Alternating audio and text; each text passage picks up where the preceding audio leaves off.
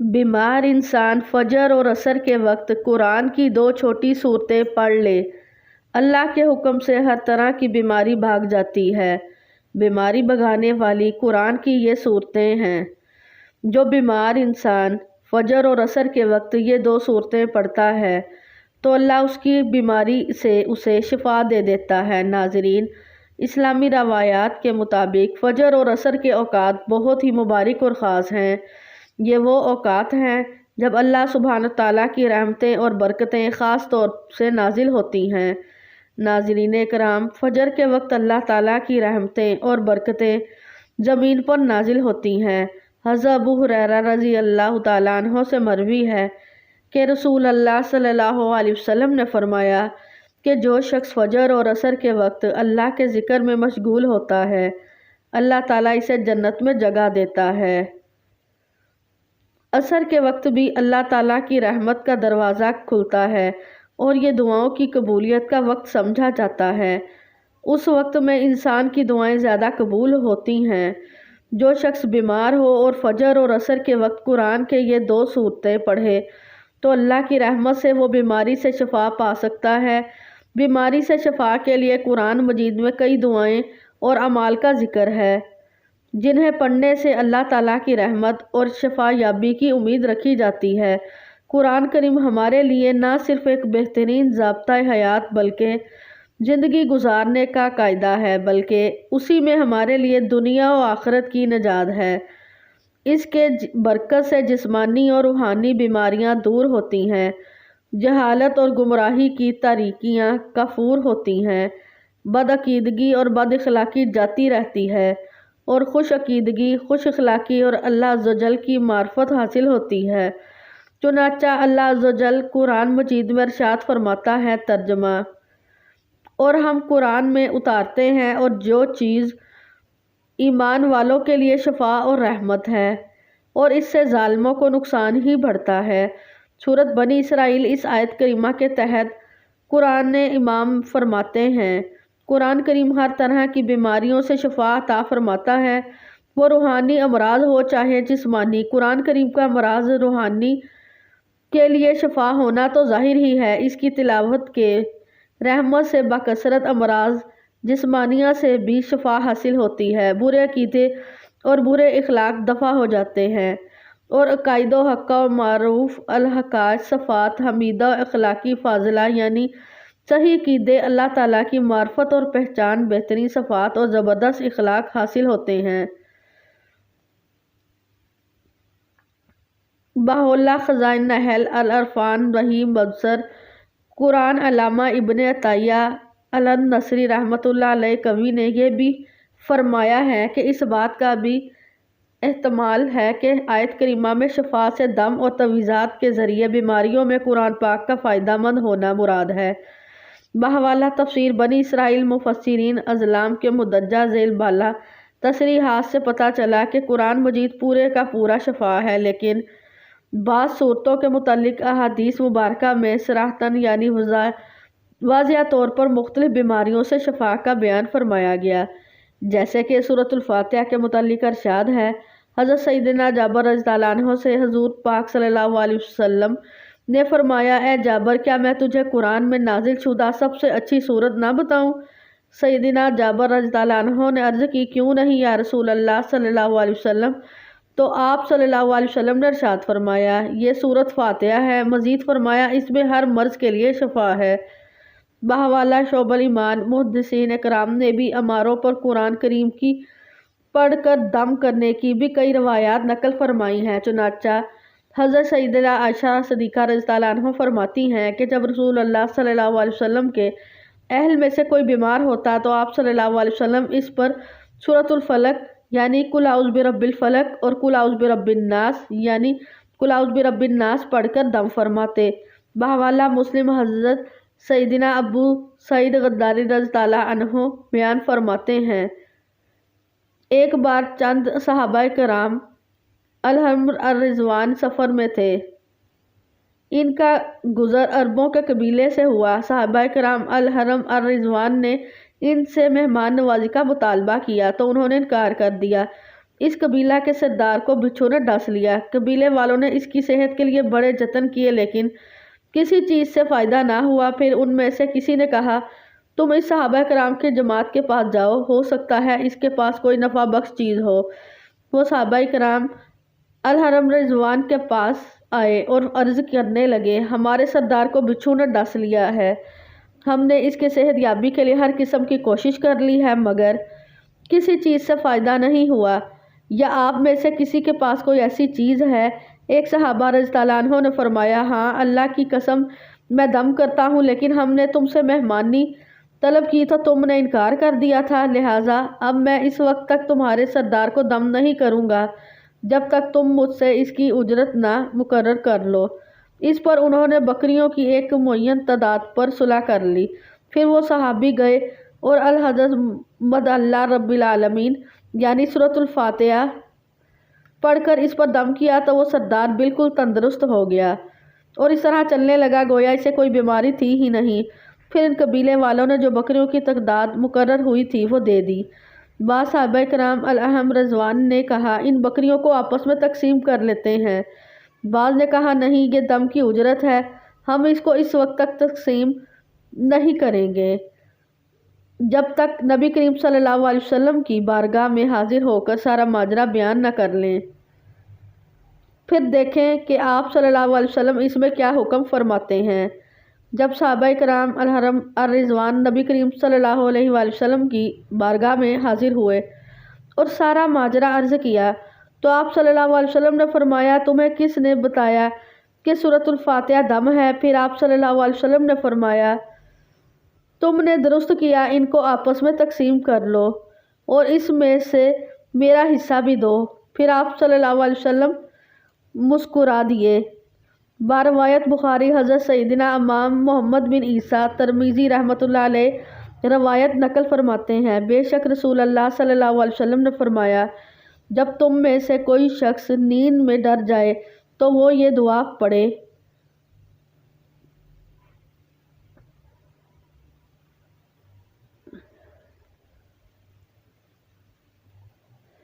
تو شیطان اسے نقصان نہیں پہنچا سکیں گے۔ حضرت سیدنا عبداللہ بن عمر رضی اللہ عنہ اپنے بالغ بچوں کو اس دعا کی تلقین فرماتے اور جو نابالغ ہوتے ان کے لیے یہ دعا کاغذ پر لکھ کر گلے میں لٹکا دیتے تھے۔ باروایت ترمذی محکم الطلاق شیخ عبدالحق محدث دہلوی رحمۃ اللہ علیہ اس حدیث کی شرح میں لکھتے ہیں اس حدیث سے گردن میں تعویذ لٹکانے کا جواز معلوم ہوتا ہے۔ اس باب میں علماء کے اختلاف ہے، مختار یہ ہے کہ سپو اور اس کی مثل چیز کا لٹکانا حرام یا مکروہ ہے، لیکن اگر تعویذات میں قرآن مجید یا اللہ تعالیٰ کے اسماء لکھے جائیں تو اس میں کوئی حرج نہیں۔ بحوالہ شلملات اعلیٰ حضرت امام اہل سنت مولانا شاہ امام احمد رضا خان رحمۃ اللہ علیہ فرماتے ہیں جائز تعویذ کے قرآن کریم یا اسماء یعنی اللہ تعالیٰ کے ناموں یا دیگر اذکاروں دعوت یعنی دعاؤں سے ہوا، اس میں اصلاحاً حرج نہیں بلکہ مستحب ہے۔ رسول اللہ صلی اللہ علیہ وسلم نے ایسے ہی مقام میں فرمایا کہ تم میں سے جو شخص اپنے مسلمان بھائی کو نفع پہنچا سکے تو اسے نفع پہنچائے۔ قرآن حکیم کے ایک حرف میں شفا ہے۔ جو مسلمان روزانہ آیات قرآنی کی تلاوت کرتے اور باوضو رہتے ہیں اللہ کریم ان کے لیے کشادگی پیدا کرتے ہیں۔ ایسے لوگ کبھی دنیاوی مسائل سے شاکی نہیں ہوتے، نہ انہیں ڈپریشن ہوتا ہے، ان کا دل اور دماغ پرسکون ہوتا ہے جیسے کہ سورۃ الفاتحہ کو روزانہ پڑھنے والوں کا معاملہ۔ رسول اللہ کا فرمان ہے کہ سورۃ الفاتحہ میں موت کے علاوہ ہر مرض کے لیے شفا ہے، تو آقا دو جہاں صلی اللہ علیہ وسلم کا فرمان اس کی ضمانت دیتا ہے کہ سورۃ الفاتحہ پڑھتے رہنے والوں پر آسانیاں پیدا ہوتی ہیں۔ جو کوئی بھی سورۃ الفاتحہ کا عامل بن جاتا ہے، اس کا بے تحاشا ذکر کرتا ہے تو ایسے لوگوں پر معاشی تنگی نہیں ہوگی اور انہیں غیب سے رزق ملے گا، بیمار ہوں گے تو جلد صحت یاب ہوں گے۔ سورۃ الفاتحہ کے عامل جب کسی کو دم کرتے ہیں تو موذی امراض سے چھٹکارا حاصل ہو جاتا ہے۔ اگر کوئی انسان کسی مصیبت کا شکار ہو جائے اور کوئی راہ نہ دکھائی دے تو اسے چاہیے کہ 40 روز تک سورۃ الفاتحہ 125 بار پڑھ لیا کرے۔ اگر کسی مرض مریض کی تمیداری کے دوران اس کی شفا کے لیے اس کا ہاتھ پکڑ کر 7 بار سورۃ الفاتحہ باوضو ہو کر پڑھی جائے تو وہ جلد سے یاب ہوگا۔ اللہ تعالیٰ نے انسانوں کو پیدا کر کے اور زمین پر بھیج کر بے یار و مددگار اور شطر بے بہار نہیں چھوڑا، بلکہ ان کی راشد و ہدایت کے لیے انبیاء رسول کا ایک عظیم سلسلہ شروع فرمایا جو بستیوں اور علاقوں کی طرح مبعوث کیے گئے۔ ہر نبی کو اللہ تعالیٰ نے کوئی نہ کوئی معجزہ عطا فرمایا اور وہ معجزہ علاقے اور دور کے مطابق ہوتا تھا۔ سیدنا موسیٰ علیہ السلام کے دور میں جادو اپنے عروج پر تھا تو اللہ تعالیٰ نے موسیٰ علیہ السلام کو ویسا ہی معجزہ عطا فرمایا۔ سیدنا عیسیٰ علیہ السلام کے دور میں حکمت اور طب اپنے عروج پر تھی تو اللہ تعالیٰ نے سیدنا عیسیٰ علیہ السلام کو ویسا ہی معجزہ عطا فرمایا کہ وہ کوڑی اور برص کے مریض کے جسم پر ہاتھ پھیرتے تھے تو اللہ تعالیٰ اس مریض کو شفا دے دیتے تھے۔ حضرت موسیٰ علیہ السلام کو ایک بار کوئی بیماری لاحق ہوئی تو قوم بنی اسرائیل کے لوگ ان کے پاس آئے اور کہا کہ اگر آپ فلاں چیز سے اس کا علاج کر لیں تو آپ کا فاقہ ہوگا، تو آپ نے ان کے جواب میں فرمایا کہ میں علاج نہیں کروں گا یہاں تک کہ خدا تعالیٰ مجھے بغیر دوا کے شفا عطا فرمائے۔ بس پھر ان کی بیماری بڑھتی گئی۔ پھر انہیں قوم بنی اسرائیل نے موسیٰ علیہ السلام سے کہا کہ اس بیماری کی دوا تو مشہور اور مجرب ہے، ہم بھی اس سے علاج کرتے ہیں تو شفا پاتے ہیں۔ تو موسیٰ علیہ السلام نے فرمایا کہ نہیں، میں علاج نہیں کروں گا، اور ان کی بیماری قائم رہی۔ پھر خدا تعالیٰ نے موسیٰ علیہ السلام کو وحی فرمائی کہ قسم ہے میری عزت اور جلال کی، میں آپ کو تب تک شفا نہیں دوں گا جب تک آپ اس چیز سے علاج نہیں کر لیتے جس کا وہ لوگ آپ سے ذکر کر رہے ہیں۔ پھر موسیٰ علیہ السلام نے ان سے فرمایا کہ میرا علاج کرو اس سے جو لوگ ذکر کر رہے تھے، تو انہوں نے موسیٰ علیہ السلام کا علاج کیا تو آپ ٹھیک ہو گئے۔ تو اس معاملے کو موسیٰ علیہ السلام نے اپنے دل میں کچھ محسوس کیا تو اللہ تعالیٰ نے وحی فرمائی کہ آپ کیا چاہتے ہیں کہ مجھ پر توکل کر کے آپ میری حکمت کو باطل کر دیں؟ میرے علاوہ کس نے جڑی بوٹیوں میں نفع کو رکھا؟ قرآن پاک میں ارشاد باری تعالیٰ ہے ترجمہ، اور اللہ اسے کتاب اور حکمت اور توریت اور انجیل سکھائے گا، اور بنی اسرائیل کی طرف رسول ہوگا کہ میں تمہارے رب کی طرف سے تمہارے پاس ایک نشانی لایا ہوں، وہ یہ کہ میں تمہارے لیے مٹی سے پرندے جیسی ایک شکل بناتا ہوں، پھر اس میں پھونک ماروں گا تو وہ اللہ کے حکم سے فوراً پرندہ بن جائے گی، اور میں پیدائشی اندھوں کو اور کوڑ کے مریضوں کو شفا دیتا ہوں، اور میں اللہ کے حکم سے مردوں کو زندہ کرتا ہوں، اور تمہیں غیب کی خبر دیتا ہوں جو تم کھاتے ہو اور جو اپنے گھروں میں جمع کرتے ہو۔ بے شک ان باتوں میں تمہارے لیے بڑی نشانی ہے اگر تم ایمان رکھتے ہو۔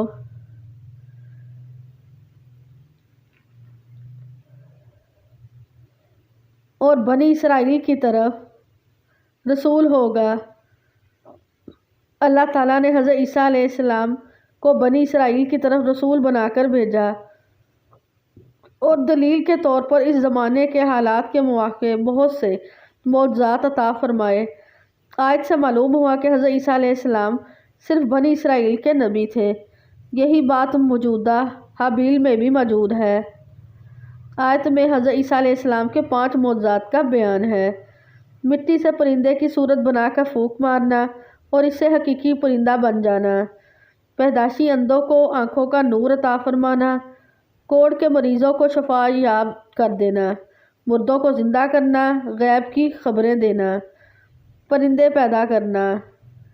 جب حضرت عیسیٰ علیہ السلام نے نبوت کا دعویٰ کیا اور معجزات دکھائے تو لوگوں نے درخواست کی کہ آپ علیہ السلام ایک چمگادڑ پیدا کریں۔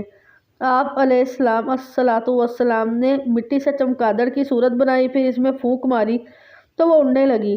چمگادڑ کی خصوصیت یہ ہے کہ وہ اڑنے والے جانوروں میں بہت عجیب ہے اور قدرت پر دلالت کرنے میں دوسروں سے بڑھ کر ہے، کیونکہ وہ بغیر پروں کے اڑتی ہے اور دانت رکھتی ہے اور ہنستی ہے، اور اس کی مادہ کے چھاتی ہوتی ہے اور وہ بچہ جنتی ہے، حالانکہ اڑنے والے جانوروں میں یہ باتیں نہیں ہیں۔ کوڑیوں کو شفا یاب کرنا۔ حضرت عیسیٰ علیہ السلام اس مریض کو بھی شفا دیتے جس کا برس بدن میں پھیل گیا ہو اور وہ اتباع اس کے علاج سے عاجز ہوں۔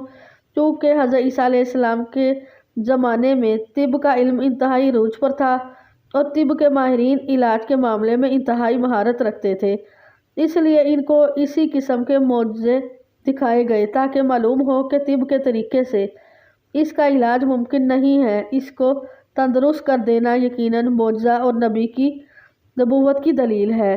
حضرت وہاب بن مبنہ رضی اللہ عنہ کا قول ہے کہ اکثر حضرت عیسیٰ علیہ السلام کے پاس ایک ایک دن میں 50 ہزار مریضوں کا اجتماع ہو جاتا تھا۔ ان میں سے جو چل سکتا تھا وہ حاضر خدمت ہوتا تھا اور جسے چلنے کی طاقت نہ ہوتی اس کے پاس خود حضرت عیسیٰ علیہ السلام تشریف لے جاتے اور دعا فرما کر اس کو تندرست کرتے اور اپنی رسالت پر ایمان لانے کی شرط کر لیتے۔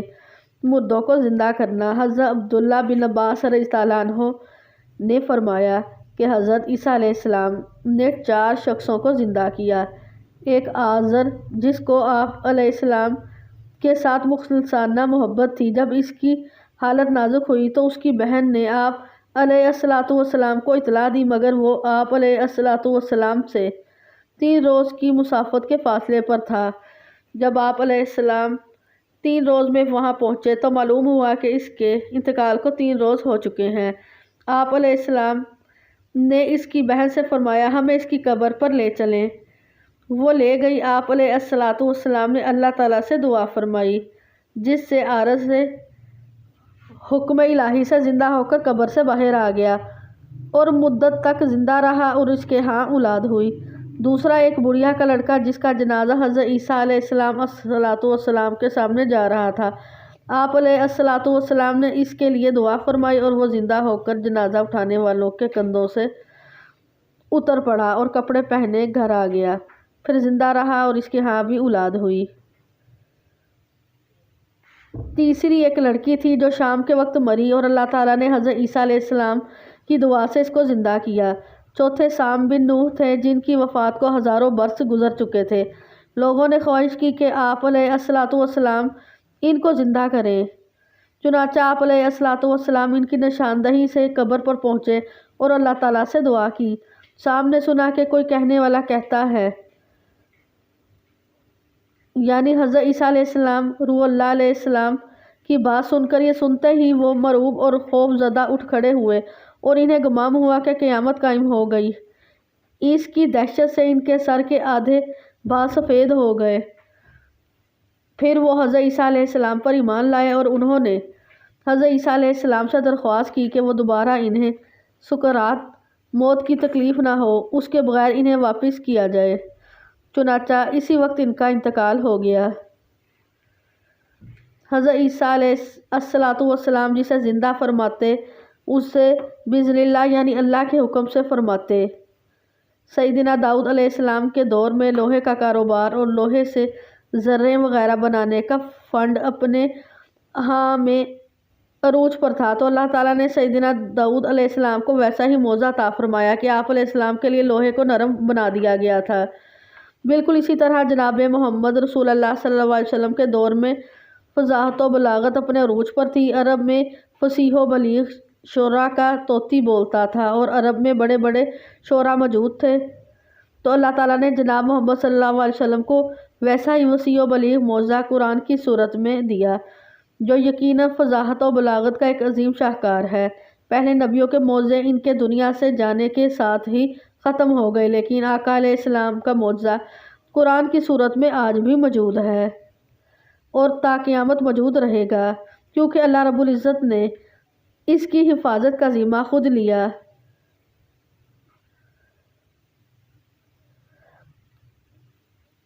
بے شک ہم نے ہی یہ نصیحت نازل کی اور بے شک ہم اس کی ضرور حفاظت کرنے والے ہیں۔ قرآن کریم کے بہت سارے فضائل ہیں۔ قرآن مجید میں ایک لا ریب یعنی شک و شبہ سے پاک کتاب ہے، اسی لیے قرآن کریم کے ایک ایک حرف میں شفا ہے۔ قرآن شفا ہے، بیماری والا بندہ ہر بندے کے ساتھ ہے۔ ہر بندہ بیمار ہو جاتا ہے اور اسے شفاعت کے لیے علاج و معالجہ کی ضرورت ہوتی ہے۔ قرآن مجید اللہ کا کلام ہے اور یہ شفا ہے۔ اللہ تعالیٰ فرماتے ہیں، اور ہم قرآن میں سے تھوڑا تھوڑا نازل کرتے ہیں، اور جو ایمان والوں کے لیے سراسر شفا اور رحمت ہے، اور وہ ظالموں کو خسارے کے سوا کسی چیز میں زیادہ نہیں کرتا۔